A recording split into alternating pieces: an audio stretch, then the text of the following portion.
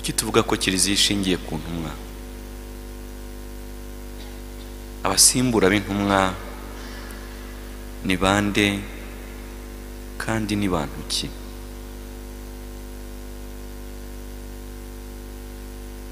Twakora iki ngo haboneke abasimbura b'intumwa benshi muri iki gihe? Ubaha Imana Data na Mwana na Roho Mutagatifu.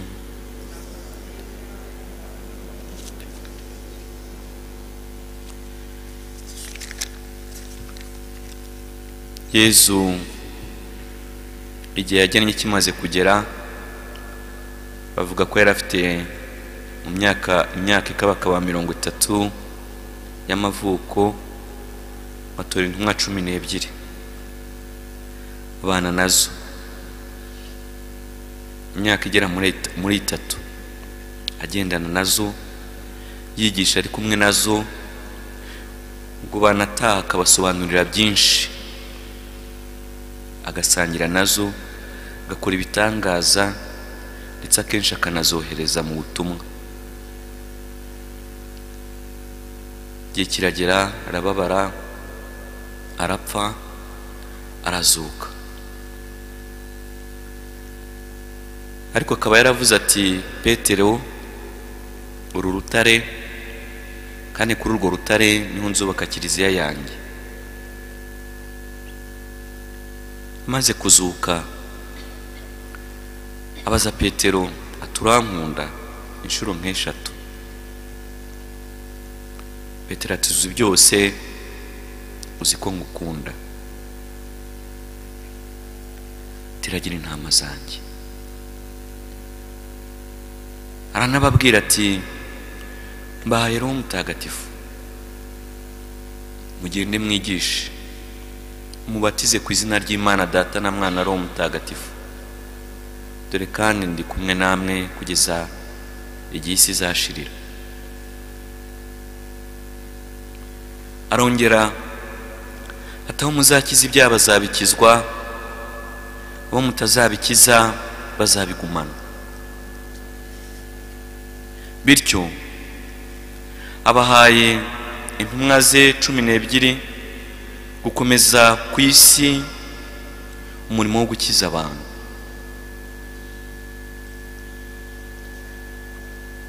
Kuri Pentekoste Roho Mutagatifu amanukiraho, bavuga mu ndimi nshya, batangira kwamamaza inkuru nziza. Umunsi umwe gusa abantu basaga 3,000 bahise bemera kubatizwa, ndetse n'iminsi yakurikiyeho. Ko batiza, ko bigisha, bakanakora ibitangaza. Abayahudi cyane cyane abashefu babo bagira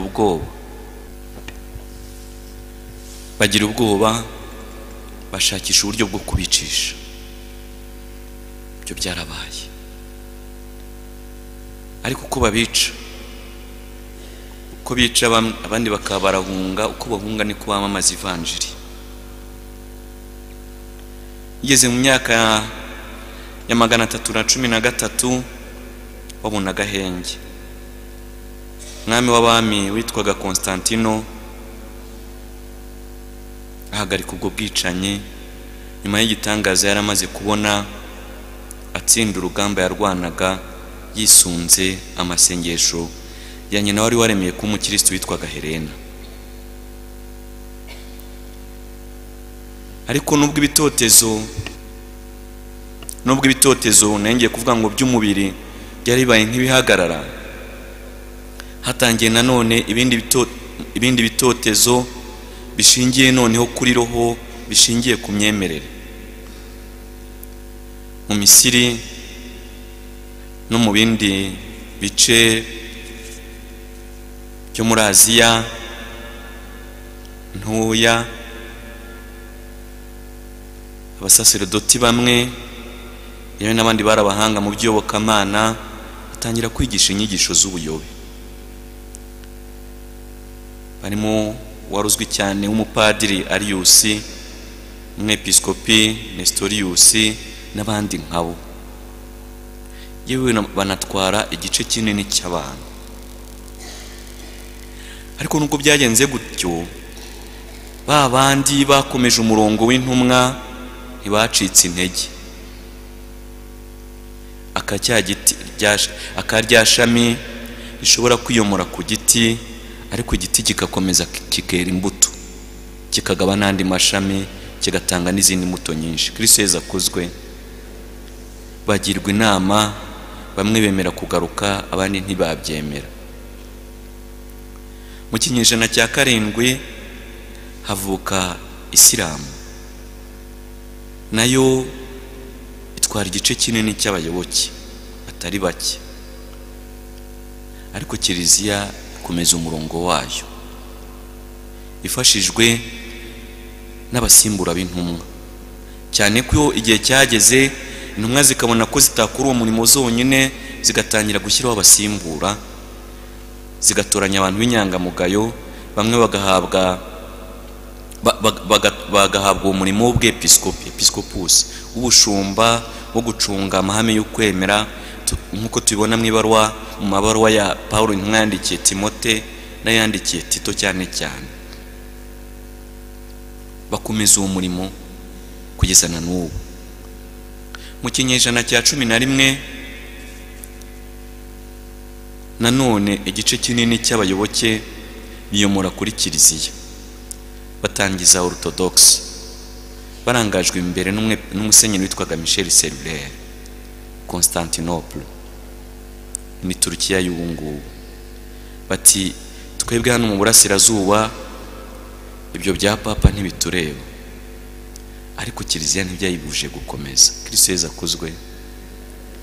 Igeze mu kinyejana cya 16, umupadiri wari ukomeye cyane mu Budage, Martin Luther, nawe ashyigikiwe na benshi, ashyigikiwe n'abatari bake, barimo n'abategetsi, ibyo bya Kiliziya ntibitureba. N'abatangije Protestantisme, ahakanye nyinshi mu nyigisho za Kiliziya.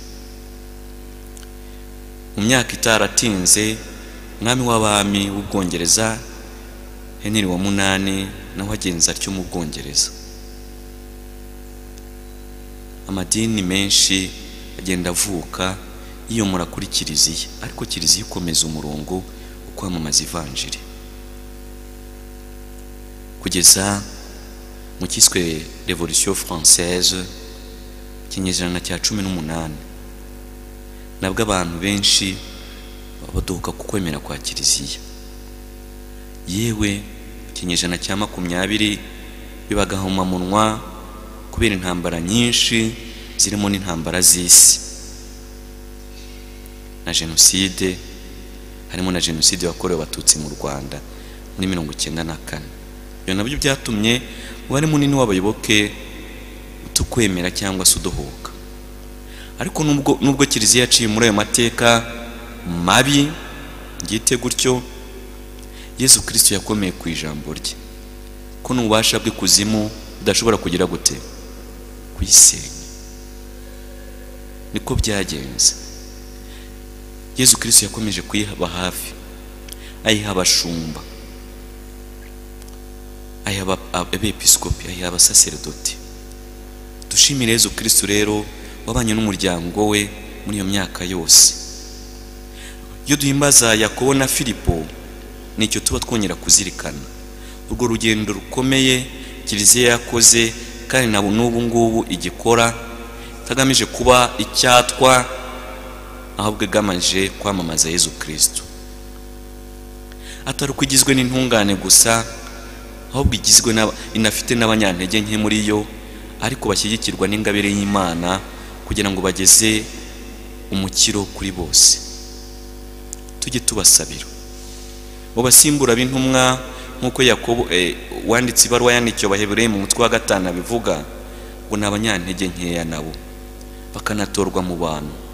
Nyamara kuba bimeze gutyo ngo ntabwo byakagumye kudutera ikibazo, ahubwo ngo Nyagasani ababizi, yemera gushyiraho abanyantege nkeya, yemera gutora abanyantege nkeya kugira ngo bajye babasha kutwumva twebwe abanyantege nkeya bakidandabirana. N'uyu munsi rero barakenewe ariko ntabwo baboneka tutabigizemo uruhare, tudafite ukwemera, kuko ntabwo bazamanuka mu ijuru ngo bagwe hano imbere yacu. Bazava mu miryango yacu. Uko tuzabyara abana tukanabarera, indangagaciro tuzabatoza iz'umuco z'ubukirisitu, nizo zizatuma aba bana bavuga bati turashaka kuba abapadiri, turashaka kuba abepiskopi. Kristo Yesu akuzwe. Ntabwo kumva bitatureba bizatuma abo bana baba abihaye Imana. Kutababatirisha, kutabahesha amasakaramentu, kutabitaho uko bikwiye, kutabajyana gusenga, ntabwo bizatumva bazava hehe, keretse niba tutabakeneye. Niba tubakeneye rero, hambere bazava ni iwacu. Imana ntabwo izajya kubatora muri Aziya. Kristo Yesu akuzwe. Zabatora mu ngo za Kimironko, z'Igatsibo, zo ku Gisagara, zo muri diyosezi ya Cyangugu, zo muri Kibungo n'ahandi n'ahandi. Dukorere ku buryo umurimo Filipo na Yakobo bakoze utazimangana, ahubwo tuwugiremo uruhare, natwe dutoza abana bacu gukunda iyo mirimo mitagatifu. Kubera iki? Kubera ko ari ngombwa. Hakenewe abantu bafasha isi yose kumenya Imana, kubereka Yezu Kristo, ngo kandi wabonye Yezu, wabonye Mwana, wayabonye Data. Hakenewe abantu bigisha kandi basobanurira abandi ayo mahame y'ukwemera batabyihaye,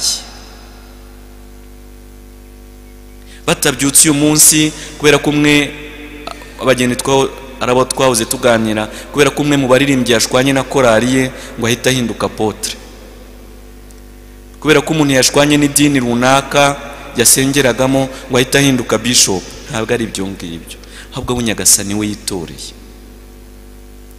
ariko azabatora natwe twabigizemo uruhare. Uburere tuzaha abo bana, amasengesho tuzabavugira, urugero rwiza tuzabereka. Nawe yatoye kandi umurimo wacu si ukubasenya, si ukubasesereza, si no kubasebya, ahubwo umurimo wacu no kubasabira, no kubasigasira, kugira ngo babashe gutera agatambwe. Yesu aramusubiza ati, Filipo we, n'iminsi yose tumaranye ukaba utanzi? Rwose ntimwemera ko ni muri Data na Data akaba muri jye? No muri iki gihe abantu benshi ntibarabyemera batyo. Bakeneye rero ababigisha, bakeneye ababashyigikira, bakeneye ababayobora ku Mana. Yesu Kristo ati, icyo muzasaba Data cyose mu izina ryanjye nzagikora. Nagira ngo mbabwire uyu munsi duhurize hamwe dusabe ko haboneka muri kiliziya abasimbura b'intumwa benshi. Murabizi ko mu Rwanda diyoseze zose zidafite abashumba, siko bimeze? Murabizi ko Kibungo ntawe uhari? Byo murabizi. Ngo icyo muzasaba cyose mu izina ryanjye nzagikora. Uyu munsi rero twishingikirize kuri iri jambo, dusabe kugira ngo muri kiliziya haboneka abakomeza uyu murimo mutagatifu Yesu Kristo yatangiranye n'intumwa ze. Murabyemeye se? Murabyemeye? Ngo icyo muzasaba Data cyose mu izina ryanjye nzagikora, kugira ngo Data yerwe ikuzo muri Mwana. Nimugire icyo musaba mu izina ryanjye nzagikora. Uyu munsi rero dusabire abasimbura b'intumwa, dusabire n'ababafasha, kandi dusabe Nyagasani kugira ngo haboneke benshi ndetse beza muri kiliziya ye. Nyagasani Yezu nabane namwe.